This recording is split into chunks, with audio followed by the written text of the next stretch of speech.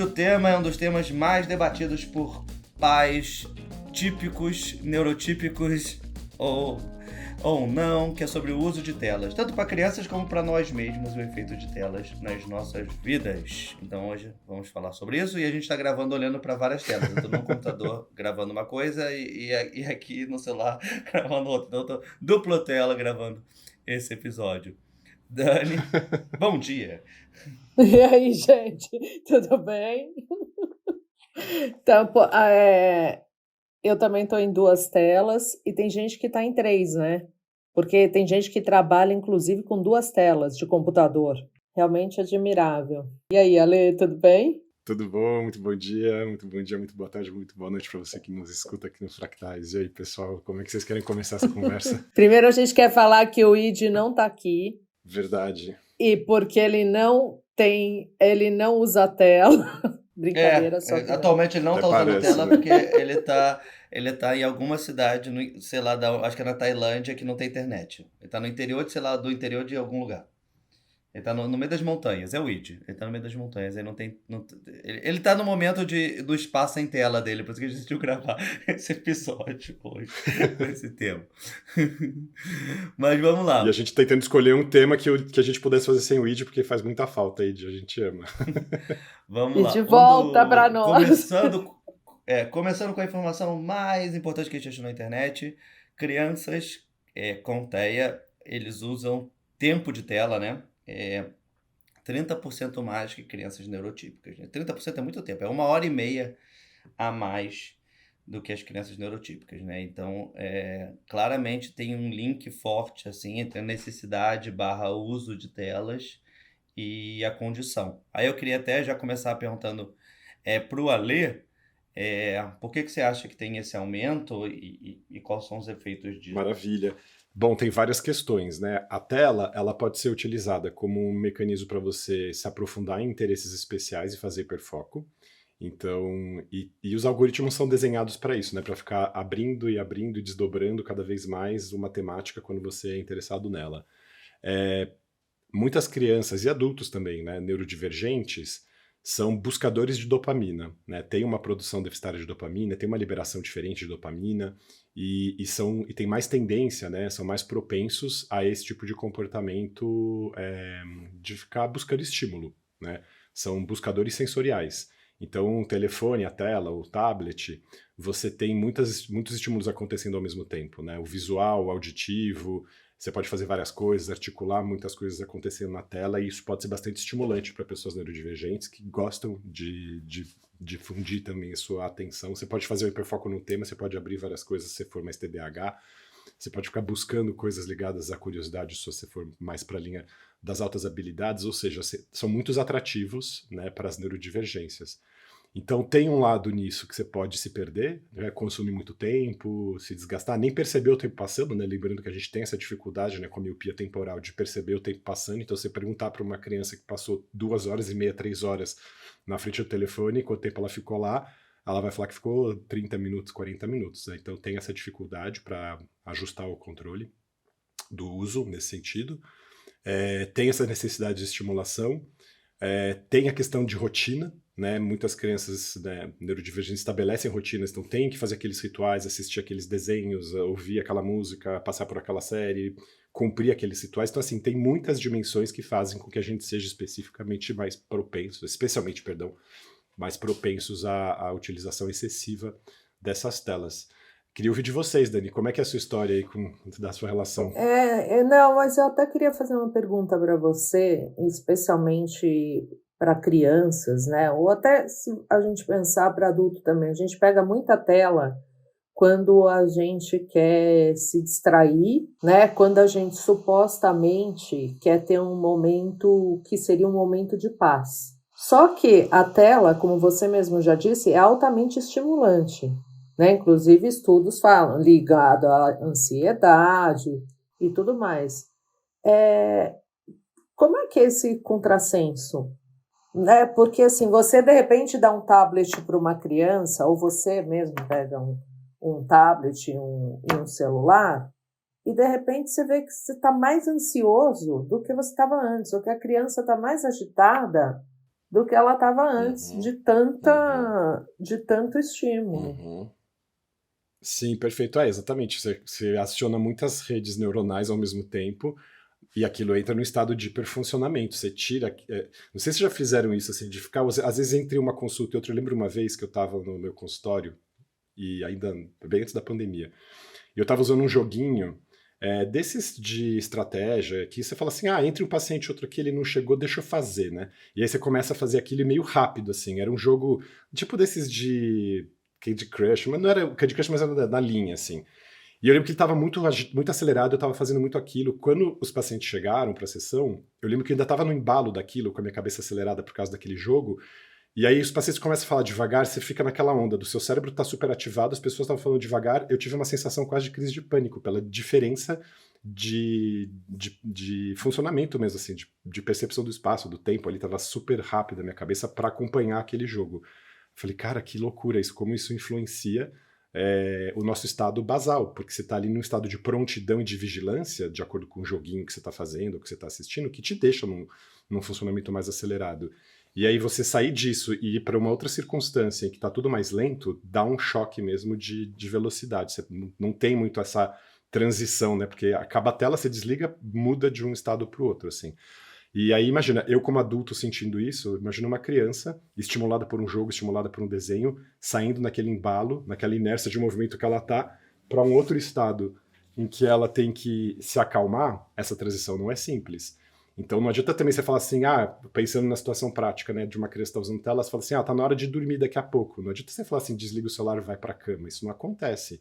Você precisa de um tempo de acomodação para você diminuir aquele estado de excitação em que você estava. Ainda mais pessoas neurodivergentes que têm a sobreexcitabilidade, né? A gente tem essa capacidade de se autoestimular e de se manter em vigília, se manter num estado de concentração aumentada, mesmo que a gente esteja com sono, mesmo que esteja na hora de dormir e tal. Então é bem prejudicial mesmo isso.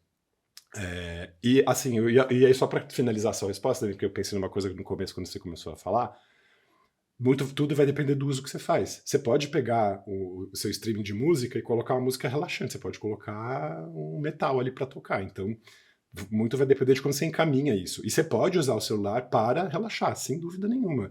Você pode colocar mecanismos para evitar que você fique usando excessivamente tal aplicativo, tal rede social. Você pode usar para você. Eu sempre ouço música à noite, então eu vou sempre usar o meu celular como um instrumento para me regular. Mas eu vou escolher um tipo de música que vai baixando o meu nível de estimulação. Sabe uma coisa que me preocupa muito como pai? E aí tem duas coisas que eu queria falar. Uma é essa minha preocupação específica com o pai vendo as crianças, né? Eu acho que o tédio e o efeito social é importante. As crianças têm que aprender a lidar com isso, tá? E aí eu vejo muito o celular como uma fuga disso. Aí eu vejo aquelas crianças que poderiam estar brincando entre si, ou que poderiam estar em um momento, ou que poderiam não estar fazendo nada e ter que lidar com o tédio de lidar com o tédio mesmo em volta, sabe? Você está num jantar, um almoço de todo mundo, você não está participando da conversa, mas tem que lidar com o tédio, faz desenho, cria alguma aprenda a criar alguma atividade para lidar com esse tédio, porque isso é importante de médio prazo. Por exemplo, eu sempre desenhava, tipo assim, tem modos de você lidar com essa questão. E eu acho que o celular virou uma saída muito fácil para resolver com isso, o que faz com que pessoas autistas neurodivergentes, elas às vezes têm essa necessidade de ficar sozinha e tudo mais, que é importante, mas não sempre. A minha questão não é que, tipo, não usar, mas, tipo assim, isso vira um escape para tudo. E a pessoa acaba tendo mais dificuldade de sociedade. Eu vejo isso, caso com pessoas que eu conheço em volta de mim.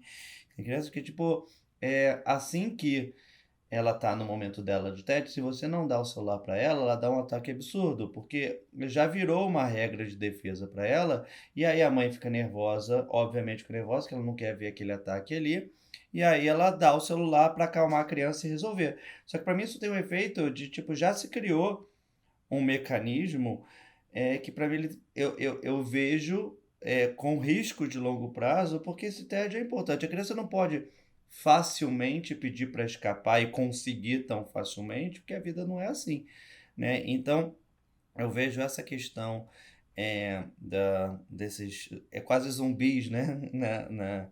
em algum modo, assim, e os efeitos disso que tem de médio prazo, porque é uma saída muito fácil, sabe? E a gente brincava, né? Tem um vídeo que eu vi do YouTube há muito tempo atrás, que não existia. Qual é o nome do negócio que é aquele negócio de ficar não fazendo nada? Tem um nome pra isso. Ócio. Não, não, não, não, não. É tipo um termo psicológico lá que as pessoas ficam fazendo. Sei lá, depois eu vou lembrar. E aí que na nossa época não tinha isso porque a gente tava sempre em ócio tentando fazer alguma coisa, sabe? Tipo, a gente tinha que criar tarefas para nós mesmos para fazer o tempo passar e hoje você consegue escapar muito fácil. E eu queria entender o risco do acesso ao escape tão fácil, entendeu?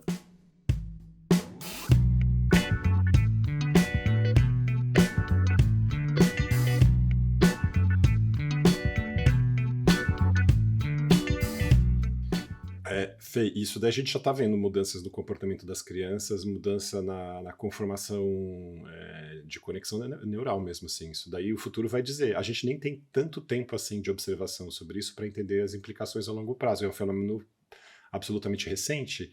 Então a gente não pode nem falar, nossa, a segunda pesquisa que foi feita em tal momento, a gente acompanhou crianças por 10, 20 anos, a gente está acompanhando agora, então a gente vai descobrir muitas dessas coisas.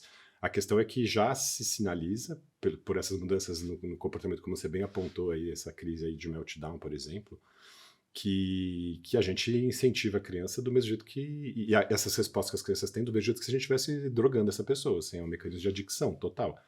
E lembrando que crianças e adultos neurodivergentes têm mais dificuldade de lidar com frustração. Então, as crises por intolerância à frustração são muito intensas e é bem o que você falou. A família, para evitar esse constrangimento, às vezes na rua, em algum lugar, toma essa solução fácil. E vira uma armadilha mesmo, né? Porque aí as pessoas não sabem mais tolerar. O tédio, eu não diria nem só que são as crianças, eu diria que os adultos também não conseguem mais viver entediados. A gente começa a sentir um pouquinho de desconforto em algum lugar, eu não tenho o que fazer, a primeira coisa que a gente faz é, deixa eu dar uma lidinha numa notícia, deixa eu jogar alguma coisa, deixa eu pôr um vídeo para assistir, uma música para ouvir e tal. Então a gente também tá fazendo isso, assim. E a gente fica com menos tempo para observar a vida real, a gente fica com menos tempo para ouvir aquilo que nos circunda, a gente fica o tempo inteiro capturado por aquilo que nos interpela dentro dessas redes. Pode ser criativo, pode ser produtivo, pode estar aprendendo coisas sobre outras culturas, pode ser bem legal mesmo. E nesse sentido, a gente também não precisa ficar com esse preconceito de achar que dentro da internet só tem lixo. Tem muito lixo. A questão é justamente saber filtrar tudo isso. É saber não se expor a tanta coisa. E, claramente, crianças têm dificuldades em fazer isso, assim. Então, recomenda-se que, por exemplo, crianças com menos de 2 anos sequer conheçam o que é um tablet, assim. Tipo, não dá na mão de criança pequena Com de menos de jeito quantos nenhum. anos, desculpa? De 2 anos. Tá. E de 2 a 6 é regular muito o uso. Só que aí essa é uma fase muito difícil, né? Porque a criança não tem noção de passagem do tempo, ainda mais criança neurodivergente. É difícil de você argumentar, né? Você vai ficar aí 40 minutos. O que significa 40 minutos para essa criança, né? Eu acho que eu já falei isso em outros episódios e falo aqui porque isso funciona para adultos também. Para pessoas neurodivergentes, marcadores temporais concretos ajudam muito. O nome disso, por exemplo, ampulheta. Ampulheta é uma mágica para pessoas neurodivergentes. Você tá ali, eu tenho uma ampulheta grande aqui em casa de 40 minutos, que é a que eu uso, por exemplo, à noite para convencer as crianças a irem dormir. Não usei nas minhas filhas, isso é uma boa ideia. É super legal, porque você fala assim, legal. a gente vai brincar 40 minutos agora, depois vai descansar para dormir. E aí, quando eu falava isso antes, o que era 40 minutos? Quando chegava, assim, tá faltando 5. Vamos dobrar, vamos mais. Você fala, nossa, ferrou. Então, quando eu comprei a ampulheta e coloquei ali, os meus sobrinhos já sabem, o tempo de cair aquela areia. Ajuda, porque eles estão brincando, olhando pra areinha e falam, tá acabando, daqui a pouco vai acabar, não sei o que. Mas a sua ampulheta dura 1 minuto, dura 3 minutos, não dura. Não, eu tenho umas ampulhetas legais que você compra. Tá tem. Pode comprar, ampulheta de 40 minutos. Tem de 1 hora, você consegue achar. A de 40 é mais fácil. Então, por exemplo, se é uma coisa assim, colocar um marcador real para você ter essa passagem do tempo, para criança eu tô falando, é ótimo. Para adulto a gente pode usar o próprio aplicativo e tentar colocar o limite. Eu mesmo vou falar que eu burlo a regra. Eu coloco 15 minutos pro Insta, por exemplo, e eu fico... Aí ele fala, você já ultrapassou seu limite diário. Eu falo, esqueceram o limite diário. Todo dia. Inferno. E tem essa coisa de assim, eu vou só dar uma olhadinha aqui no negócio, só pra passar o olho, ver os likes, ver as comunicações aqui, e aí depois você entra lá, você vai no atoleiro, em 50 minutos passaram se você ficou lá. Não, é um infinito, né? Uhum. É uma coisa que você não sai mais, é um buraco. Agora, eu até ia falar quando o Fê estava contando das meninas, que tem muitos desenhos infantis e programas infantis, imagino que jogos infantis, que tem um pouco essa responsabilidade, né? Um dia é ótimo, né? Porque puta programinha velho, mas enfim. Nossa, agora me fugiu. Como que é aqueles... Vila Alguma Sésamo, da coisa nossa infância, tube, Muppets, aqueles não, que são- que se vestem de cores. os Teletubbies? Teletubbies, isso. Ah, Teletubbies. tá. Os Sim, tipo, Teletubbies. todos se vestem de cores, cara. Tipo, assim, que bom. Até o Power Ranger se veste de cores. É. Isso é clássico. Ai, ai.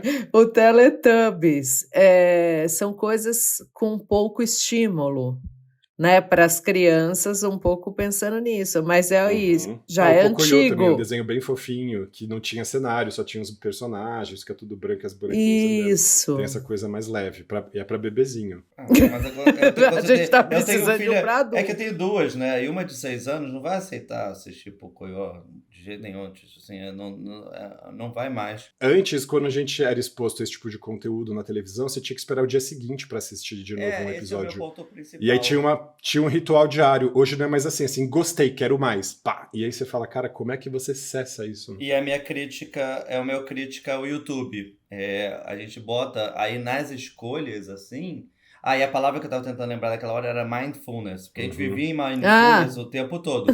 E a gente não sabia que existia um termo, porque não existia o tempo que a gente vivia o tempo todo. A gente ficava a gente lia shampoo no banheiro, a gente fazia tudo, porque a gente tá vivendo em mindfulness sempre. Hoje em dia não existe mais mindfulness. Sim, crianças neurodivergentes, né, Fê? Fica em mindfulness, pessoas que a gente tem essa tendência. Hoje teve que criar um ato de fazer mindfulness, porque você não consegue. Antigamente a gente fazia sempre, aí não precisava criar, porque tipo, a gente estava sempre em mindfulness. Tinha que esperar na sala de recepção do médico, já mindfulness, não ficava olhando por nada. A gente traduz por atenção plena em português, mindfulness. Mas uma coisa que de tela e não, tipo assim, por exemplo, YouTube é uma coisa que eu e minha esposa, a gente tenta bloquear mais para as filhas, não somente pela questão do controle da comunicação, que eu me preocupo com isso, mas não tanto, mas pelo lado de você conseguir mudar o vídeo muito rápido, e aí a pessoa a minha filha, a menor, fica mudando o tempo todo, ela não assiste nenhum filme completo no YouTube, porque ela fica mudando o tempo todo. E aí é pior para mim, porque ela fica nesse negócio com muito mais coisa, não termina nada e fica girando. Aí na TV, que também é uma tela, ela não consegue ficar mudando o tempo todo, porque, tipo assim, dá mais trabalho mudar e, tipo, você tá aí assistindo um negócio ali completo e funciona. Então, até nos tipos de tela, para mim, o modo dessa facilidade de mudança do incentivo, e aí, tipo, a gente pode chegar de nível, né? Tem TV que é um, aí tem YouTube que é outro, e tem TikTok, o Instagram que é outro mais ainda, assim, no giro de velocidade e o efeito que isso vê em adultos. A minha questão com a TV especificamente, aí juntando essas coisas, é quando você fica na TV e no celular. E aí eu brinco até com adultos, né? Que as pessoas falam, eu consigo fazer 2 coisas ao mesmo tempo, eu consigo ficar na TV e no celular. Cara, eu já lidei com todos os tipos de adulto. Consegue, sim, mas você não presta atenção no filme direito, dependendo do filme. Então, tipo assim, mesmo você achar que você tem super multifoco e consegue fazer 10 coisas ao mesmo tempo, tem essa questão de mulher, homem, nesse quesito, no fundo, você não presta atenção no filme. Você acha que você tá, mas você não presta. Vai depender muito da pessoa. Tem gente que talvez consiga. Eu também prefiro... Não, direito... essas coisas, tentar. Igual não ter a tela é impossível. Igualzinho não é, sem dúvida nenhuma. Porque eu acho que é mais uma coisa assim, tô aqui, tô lá, tô aqui, tô lá, tô aqui, tô lá, né? E aí você pega um pouco da coisa. Mas se você perde, duvido que a pessoa consiga lembrar de todos os diálogos. Se ela não consegue. Nem que seja um jogo, né, no celular que é de mindfulness, inclusive. Eu brinco com a minha esposa que tem filmes que dá pra assistir com tela, porque você não precisa prestar muita atenção, e filmes que não, sabe? Aí, hoje a gente tá assistindo um filme, aí às vezes é engraçado. Pra isso, que eu acho que é um absurdo que eu faço, não sei se outras pessoas fazem, por exemplo, eu assisti um filme de uma língua que eu não entendo, tipo, sei lá, japonês, ou sei lá, qualquer coisa. Aí, vamos botar em português pra gente ficar no celular também. Eu falei, cara, olha o nível que a gente chega, sabe? Eu tô botando em português um filme pra poder, em vez de ficar assistindo na língua real... Não, esse eu não cheguei nesse nível. Calma, agora que eu te dei a ideia. Dublado. Mas eu fico bravo comigo mesmo. Eu faço, Não vou parar de fazer, mas fico bravo, sabe? Tipo assim, é meu vício em tela. E você usa mais pra você se informar, se instruir, ou mais pra você desconectar? Então, para tudo.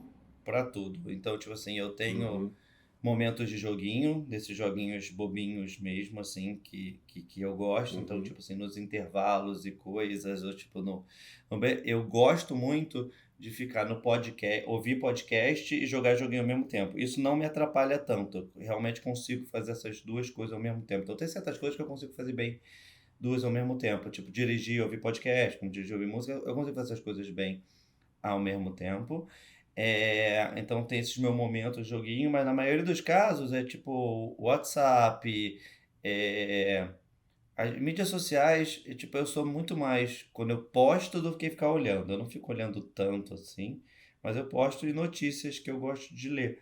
Mas notícia eu acho que é um uso de tela bom, assim, para falar a verdade. Eu acho menos pior do que os outros, assim.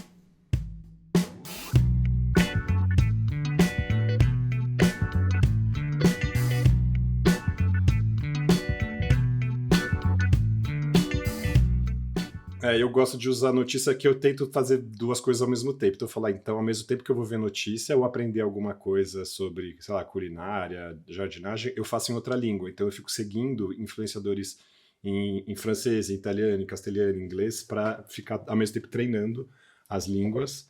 E, então, eu fico me sentindo menos culpado, porque eu falo, beleza, eu fiquei assistindo um monte de coisa hoje, mas pelo menos foi uma língua diferente, fiquei treinando essa língua, dá uma aliviadinha no coração, assim, não ficar tão culpado. Mas é Nossa, e guilty eu que vejo feeling? É muito, eu guilty? vejo muito moda também, você acredita, gente? Moda? Porque é uma coisa que eu gosto, e aí tirando as notícias, que assim, quando eu agora parei, porque eu estava comprando um jornal físico às vezes, que era um pouco para sair dessa tela, porque senão tudo você fica vendo na tela, mas enfim, eu leio o jornal na tela, eu vejo as notícias, e aí se eu quero, enfim, fazer um mindfulness, eu faço de moda. Eu procuro de moda. Mas ultimamente, vocês sabem, eu estou lendo muito, né? E então eu tenho passado um tempo fora das telas, porque eu estou lendo livro físico. E isso ajuda muito, principalmente à noite, né, gente? Como que o que você diria dessa diferença dessa experiência, Dani? Porque no fim, um livro também é uma tela, só que é uma tela que você tem que seguir linearmente o conteúdo, né? E ele não se expõe pra gente de maneira passiva, você tem que estar ativamente se colocando ali, né? E eu acho que tem a questão tátil, né? Tem esse sensorial do livro que é diferente, mas eu confesso assim que às vezes você fala assim, ai, nossa, será que não dá para ir mais para frente para esse livro? Já sei isso daqui. Só que é muito louco, porque assim, você lê literatura ficção é uma coisa. Você lê, por exemplo, eu estou lendo O Capital do Marx, Tá condensado, lendo né? Capital do Marx? É, Ai, meu condensado. Deus do céu, eu vou sofrer aqui. Exato, estou me preparando para a revolução. Mas aí eu falei assim: não, esse daqui eu quero ler com atenção plena. Então, esse eu leio aqui na minha mesa do escritório, né? Grifando, anotando, tem um monte de coisa, porque precisa de é uma outra dimensão de atenção, né? Não é a mesma dimensão de você ler um romance na sua cama, Sim. que você pode dar uma, se dar uma flutuada, né? Aqui você lê um parágrafo e tá bom. Só pegar um tema que a Dani falou, só pra botar. É,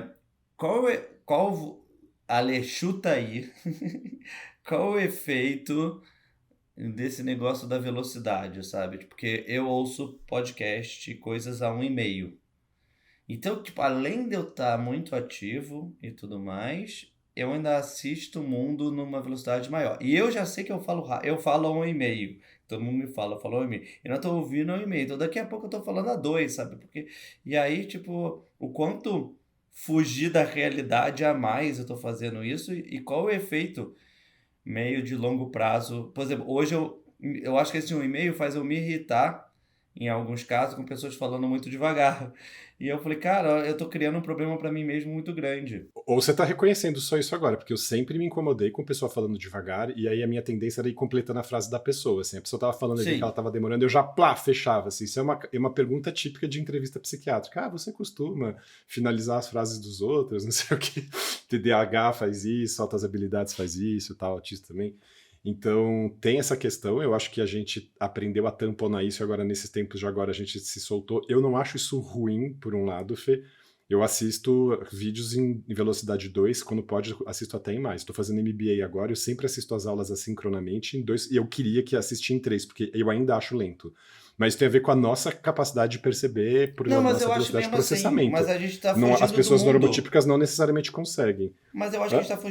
a gente tá fugindo da realidade, sabe? Eu acho que tem o efeito de fugir de realidade, porque essa não é Sim, uma realidade, entendeu? Eu quero trazer uma coisa aqui que ultimamente eu falei bastante sobre isso, porque eu ouvi a Marilena Chauí em uma entrevista. A Marilena Chauí, para quem não sabe, é uma filósofa brasileira, e ela falando sobre telas, né? Falou que como o corpo humano, ele se relaciona com o espaço, né? E todo o nosso desenvolvimento foi feito a partir desse relacionamento com o espaço que a gente ocupa, inclusive para fazer e praticar todas as atividades do dia a dia. E que a gente cada vez mais vem trazendo esse espaço, diminuindo esse espaço para uma tela, né? Então a gente começa a perder essa dimensão da natureza do corpo com o espaço. E de fato, assim, eu venho achando isso gravíssimo, gravíssimo, que é aquela coisa que daqui a pouco a gente vai realmente se contentar em ficar num espaço bem minimalista com uma telinha de celular e isso vai bastar para gente. E essa vai ser a minimalizado, eu evolução diria. de Sim, Darwin, interessante um isso. Uhum. mundo completamente populoso, com pessoas esmagadas, E olhando todo mundo com hipotonia da com um musculatura do manguito cabeção. rotador, com A gente vai ser um corcunda, com cabeção as e um mãos fracas. mãozão e pronto. Não vai precisar de mais nada. Então, mãozão talvez menos, Dani, porque uma das questões justamente de várias escolas, principalmente da Escandinávia, que começaram a expandir essa coisa do uso de tablet, achando que isso ia ser legal na pequena infância, estão recolhendo, porque o esforço da criança escrever com a mão desenvolve essa questão da movimentação fina. O uso de tablet não permite isso, e isso está atrapalhando a desenvoltura, né, o desenvolvimento, perdão, neuropsicomotor dessas É crianças. verdade, a Assim. gente vai ter Então, garra, desculpa, não é mão, é tipo uma garrinha assim, e uma mãozinha de Horácio. vai ser uma pinçazinha de caranguejo, assim, É né? tipo ET, né? Só vai ter um dedo que você faz um monte de mínimo movimento, o resto vai estar super grosseiro, assim. Então, mas isso interfere no desenvolvimento dessas crianças, então isso é uma questão mesmo. E eu ia trazer um outro ponto em relação à pergunta anterior, Dani. A pergunta, não lembro. Tá vendo como a gente vai rápido? Da questão da velocidade, lembrei. A única coisa que eu acho ruim de colocar velocidade acelerada quando eu tô ouvindo alguma mensagem é que a gente não percebe a afetividade da pessoa ali, né? Porque muito do afeto a gente vai percebendo pela prosódia, pelas pausas, pela respiração. E aí quando se acelera, parece que tá todo mundo meio irritado, meio ansioso, assim. Então, às vezes quando eu ouço e falo, a pessoa tá chateada, aí eu clico num ali pra ouvir um pouquinho do afeto e falo, não, beleza, a pessoa tá tranquila. Aí eu acelero. Sabe assim, porque a gente perde um pouco essa marca ligada legal a essas isso, sutilezas, assim. Nunca tinha pensado. Eu sempre faço isso, assim, ainda mais, eu sempre ouço mensagem no 2, assim, no WhatsApp, essas coisas, até pra dar conta de receber, da quantidade de mensagem que eu recebo no dia, assim. E eu sempre coloco acelerado e falo, deixa eu ver como a pessoa tá. Eu desacelero, ouço uns 10 segundos, falo, beleza, e acelero de novo. Para pelo menos capturar ali um pouco. Porque ainda mais na questão psiquiátrica, aí se é paciente, faz todo sentido. Sim. Gente, e a comunicação, a gente que trabalha com comunicação sabe, né? A comunicação já é tão cheia de ruído, né? A gente já tem tanto um aprendizado para para, enfim, propor uma comunicação não violenta, uma comunicação mais clara, transparente, afetuosa, e aí a gente vai lá, coloca o negócio no 3, no 2 e dane-se. Sim, exatamente. Mas, bom, mas eu não consigo mais não fazer isso, assim, ainda mais quando eu sei que eu preciso entender só o conteúdo do que está sendo dito, eu preciso pegar a informação que está ali. É diferente de você ter uma escuta afetiva, eu estou ouvindo aquilo porque eu quero entender, sabe assim, é uma outra coisa pragmática, eu não tenho nenhum pudor em aumentar a velocidade, e isso, sinceramente, ajuda muito as coisas serem mais simples, assim. E para a gente, ainda com altas habilidades, essa questão da velocidade do processamento, isso era uma coisa que me aborrecia muito na escola, na faculdade, tolerar o tempo dos professores, tal, era uma coisa que me deixava inquieto. Então, fatalmente, eu fazia outras coisas. Eu ficava desenhando, eu ficava anotando coisas, eu ficava pensando nos projetos, eu ficava tentando fazer alguma coisa para ir preenchendo esses tempos, e no fim das contas era esse ping-pong, Dani, vai para o professor e volta um pouquinho, vai para o professor e volta um pouquinho. E hoje eu gosto de aumentar a velocidade porque aí eu consigo ficar mais em foco pleno mesmo, porque aí eu falo, beleza, está numa velocidade legal, que eu consigo ficar capturado, consigo acompanhar no meu modo aqui sem me sentir travado, né? Então, por isso eu acho interessante. Acho que tem que ser um equilíbrio, né? Porque tem um pouco essa nossa ansiedade, e tem uma ansiedade da produtividade, né? Que isso dá um outro episódio, mas tem essa ansiedade da produtividade e tem um pouco essa que a gente falou da relação com o espaço e com o tempo, que, enfim, precisa ser respeitado porque a gente vive dentro de um corpo, né? Hoje. Tem gente que não, né? Mas enfim. Tem uma epidemia de miopia acontecendo no mundo por causa disso, porque as pessoas não estão mais treinando os olhos para enxergar longe, fica o tempo inteiro a só 40 centímetros de distância. Então tem um monte de problemas que estão acontecendo, problemas de coluna cervical, por causa dessa questão de ficar com a cabeça sempre para frente, rotação interna dos ombros também por causa disso, um monte de problemas. Posso fazer uma pergunta final? Olha, que é sobre tela, mas é menos sobre tela, mas é uma coisa que eu acho que tem a ver com muito esforço. Muitas crianças com TEA usam fone, por causa de se proteger de ruído externo, proteção e tudo mais. Às vezes eu acho, tipo assim, super legal de proteção e tudo coisa, mas, tipo assim, isso não existia, praticamente não existia no passado, né? Tipo, raramente você via, agora você vê muitas crianças com essa proteção. Eu entendo no quesito proteção. A gente vê agora as criancinhas com os protetores auriculares, né? Mas me preocupa, de novo, com a questão de saber lidar com a vida real um pouco, sabe? Eu acho que às vezes a gente... Eu tenho um receio sobre superproteção, entendeu? Fêmea. Não, por isso que eu queria ouvir tecnicamente o seu. Mas eu não acho que seja super proteção, é proteção, ponto. É proteção, ponto? Então, não, é que é realmente Não, tecnicamente... eu não acho que é super proteção, Fê, porque assim, se você faz um meltdown por reatividade sensorial, por sensibilidade sensorial, não é uma coisa que você controla de maneira nenhuma. Por exemplo, aqui em Santo Antônio, quando eu vou aos Correios, a agência do Correio fica do lado de uma retífica de motos, ali, uma mecânica de motos. Um dia eu estava na fila e não levei meu protetor auricular, e o cara começou a testar o motor que ele estava arrumando. Eu fiquei 3 minutos na fila, Fê. Só aquele barulho daquele motor foi me deixando alucinado. Assim, eu punho o dedo para tapar o ouvido e barulho entrava do mesmo jeito.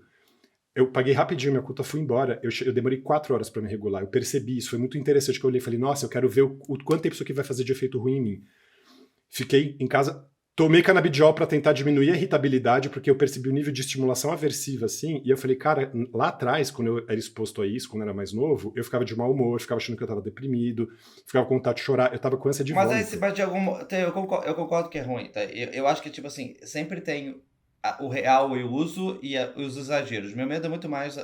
eu acho que deve ter uma base... Por exemplo, eu estava numa festa infantil há 2 dias atrás e começou a tocar uma música alta e eu vi uma das crianças botando a mão no ouvido.